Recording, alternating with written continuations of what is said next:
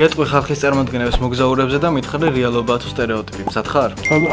ყველა მოგზაური მდიდარია. სტერეოტიპი რა თქმა უნდა, ყველა მოგზაური მდიდარი ფიზიკურად ვერ იქნება, ზოგადად იაფად მოგზაურობაც შესაძლებელია. მოგზაურები ძალიან მოწესრიგებულები არიან. ესე სტერეოტიპია, ძალიან ბევრი მოგზაური მინახავს, რომელიც ძალიან მოუწესრიგებელია. როცა მოგზაური სოციალური ქსელებისთვის ქმნის კონტენტს, მოგზაურობით სიამოვნებას ვეღარ იღებს. ესეც სტერეოტიპია, იმიტომ რომ მე ძალიან დიდ სიამოვნებას ვიღებ კონტენტის შექმნის პროცესში. ყველა მოგზაურს ჯერა რომ თავისი სამშობლო საუკეთესოა. რთულია ყველას მაგივრად ვისაუბრო, თუმცა მე ნამდვილად ასე მჯერა. მოგზაურები ექსტროვერტები არიან და არ უჭირთ ხალხთან კომუნიკაცია. ესეც სტერეოტიპია, იმიტომ რომ პირადად მე ვარ ინტროვერტი. შენი აზრით მაყურებელს ექსტროვერტი გონი ხარ თუ ინტროვერტი? ალბათ მაყურებელს ექსტროვერტი გონია. მოგზაურებმა ორზე მეტი ენა იციან. ესეც სტერეოტიპია. ვიცნობ ადამიანებს, რომელმაც მარტო ქართული იციან, მაგრამ მაინც მოგზაურობენ. მე ვიცი სამი ენა: ქართული, ბერძნული და სასაუბრო დონეზე ინგლისური. ბერძნული რატო იცი? თესევში ვსწავლობდი ახალ ბერძნულ ფილოლოგიას. შენ რა სტერეოტიპები გაღიზიანებს მოგზაურებზე ყველაზე მეტად? სიმართლე თუ გაინტერესებს, საერთოდ არაფერი არ მაგიზიანებს. მაგრამ კიდია